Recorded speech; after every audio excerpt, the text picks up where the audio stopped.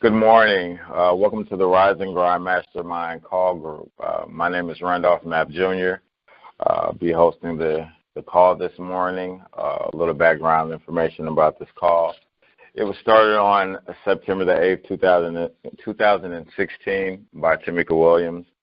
And the purpose of this call is there is no single individual that has the knowledge, the wisdom, or the know-it-all, just to put it shortly, to be successful all by themselves.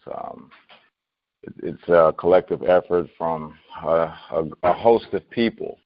And what we're doing is me, your host, and we have three other hosts, Timeka, Shayna, Charles, and a few others who've been stepping in, is just sharing our experiences, our strengths, and hopefully giving everyone who's listening to this on the call now or on SoundCloud, inspiration, letting you know to start your day with vision and with purpose because you are important.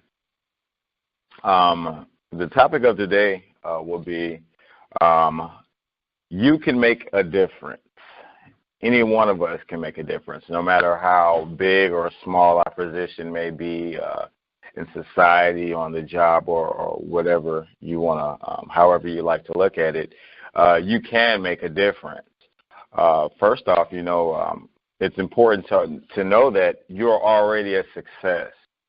On a side note, I guess this might sound a little taboo, but just even from conception, there were millions of or hundreds of however many sperms, were fighting to get to that one egg. And each and every one of us who was present on planet Earth right now, we were successful from day one of conception because there were so many other cells that didn't make it, but we made it. So you're already a success. You're already important, and you're already making a difference. You just have to wake up and realize in yourself, that you are important and that you can make a difference on any level.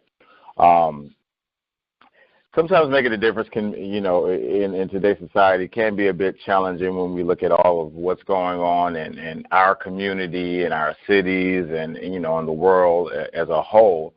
But nevertheless, we can make a difference. I have a few key points that I just wanted to bring out on how one can do this, how I'm doing this. Three things I like to remember that I like to keep in mind is to stay away from three poisons: greed, anger, and ignorance. A lot of times I can, in the past, I was a very self-centered, very egotistical person, all out for Randolph. What can I get? And what you got, I want that too. And in turn, all that did was really bring myself down, and I was bringing other people down as well because I really didn't care about you as an individual, as a person, as a human being.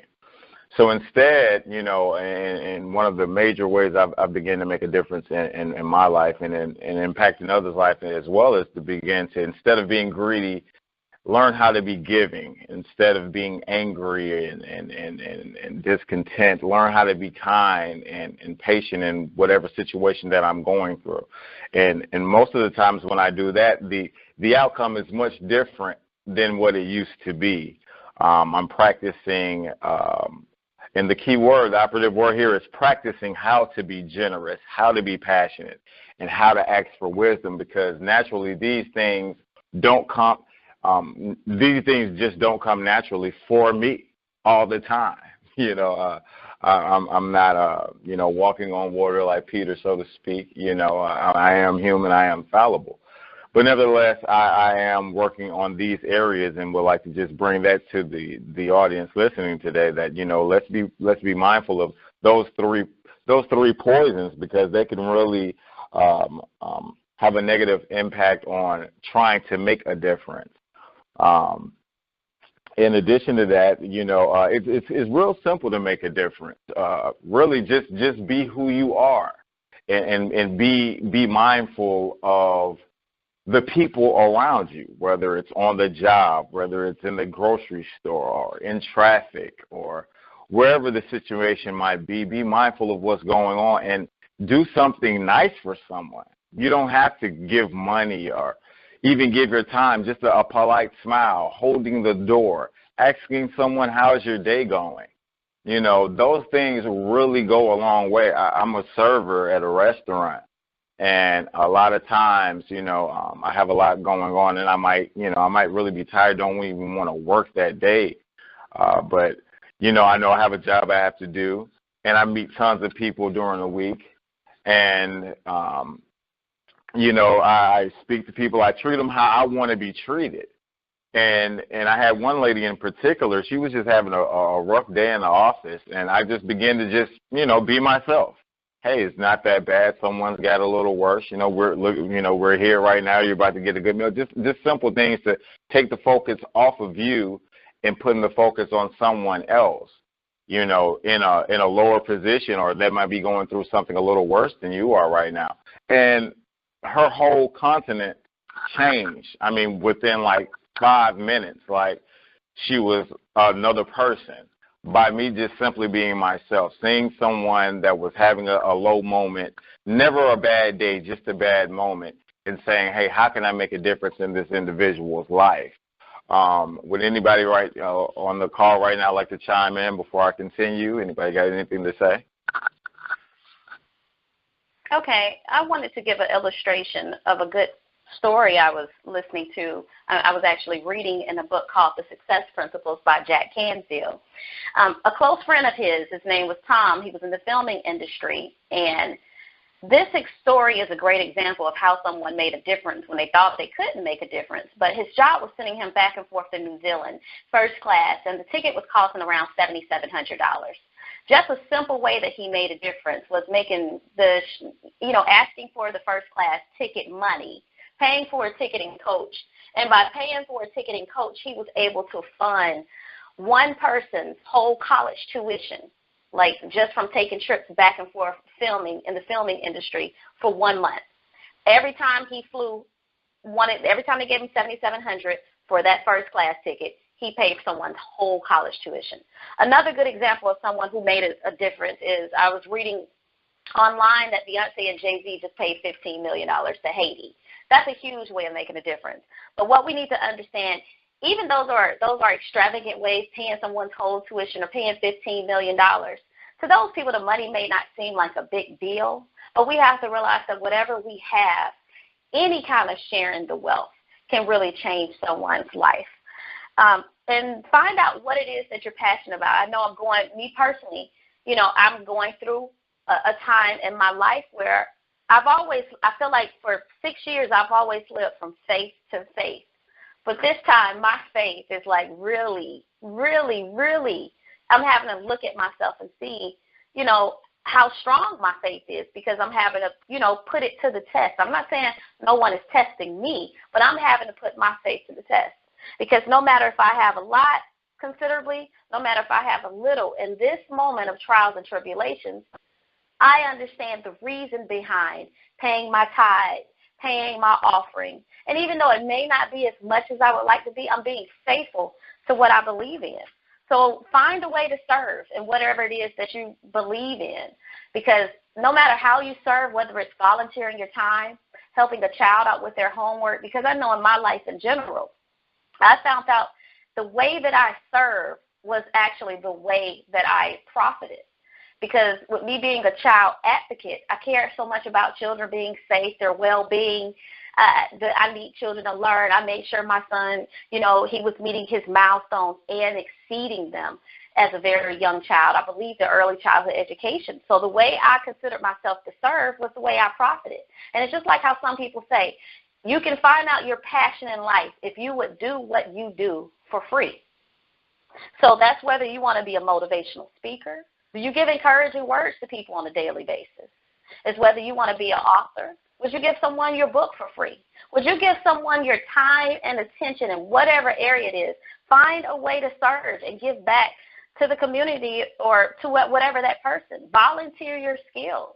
Some people are so good at doing particular things where when they ask someone to help them do a certain thing, we realize it's an exchange.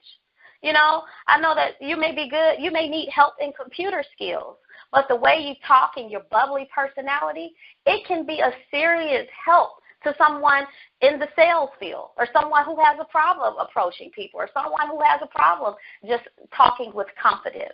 You'll be surprised these days of people who run businesses, people who are great parents, good at doing what they do, but it's very hard for them to step outside their comfort zone and approach a stranger. So volunteer your skills. Because basically you'll get more than what you can give. When people see that you are making a difference, you become a person of importance. An unexpected career, unexpected business rewards, unexpected everything comes your way because people see you as a person of importance and realize that service always comes back multiplied. Whatever you put out in the atmosphere, it will come back to you. Please understand that. I truly and faithfully believe in that. When you have been a help to people, when you have helped people come up, when you've helped change people's lives, please understand that the way this works is when you're down, people are going to reach out to you and give it back to you. Randolph, I'm passing it back off to you. All right. Thank you so much for that, Timeka. So we're realizing that, we can all make a difference on any level. One, you want to wake up and realize that you already are important. You are great. 3, you want to be mindful of, those 3 poisons, greed, anger, and ignorance. Number 3, you want to consider the people around you see each day and operate from a place of love. Another point that I would just like to reiterate on is acknowledge the light that's within yourself and in others. And the last point I want to make is to become the change or the difference that you wish to see in the world. This is really a stage that I'm experiencing right now. I see a lot of things that in my community that I would like to see different. Prime example, like on the street that I live on, this brother was just riding down and just threw a ton of trash outside the street, and it is like, this is our community. We look at other communities like, oh, they don't do this in Buckhead or they don't do this in Roswell. Well, that's because they treat their community like this is where they live. Not this is just, some landfill. This is where we live. This is where our children play. This is where the grass grows. This is this is where the flowers bloom, where the leaves die. You have to take pride in your community. So what I've started to do is walk up down my street with a trash bag, picking up trash. I'm not waiting for I forgot what it is when people get on probation or whatever to come through and picking up the community. No, it's my responsibility to pick up whatever is going on in my community. I don't need a flyer or, hey, everyone come do it. No, I'm going to do that. And maybe someone will be mindful, hopefully. Now, I do have to realize that, some people are where they are. But people are always watching you. Somebody is always watching. So it's important that, I'm practicing integrity, which is doing the right thing, not, when no one's looking and really expecting no reward in the process. It's important that I'm doing it for the right reason, that, because I love my community and my neighbors that live there, that I want to take care of this place because this is our home. It's important that we begin to rebirth that pride that we used to take in our communities, in ourselves, in our people, because it's beginning to dwindle away for many reasons, or on many accounts. But instead of focusing on the problem, it takes so much more less time to just focus on the solution. Whatever the problem might be or the issue is, okay, we address it, we see what it is. How can we fix this? Is it fixable? And coming up with a solid plan and executing it. Simple as that.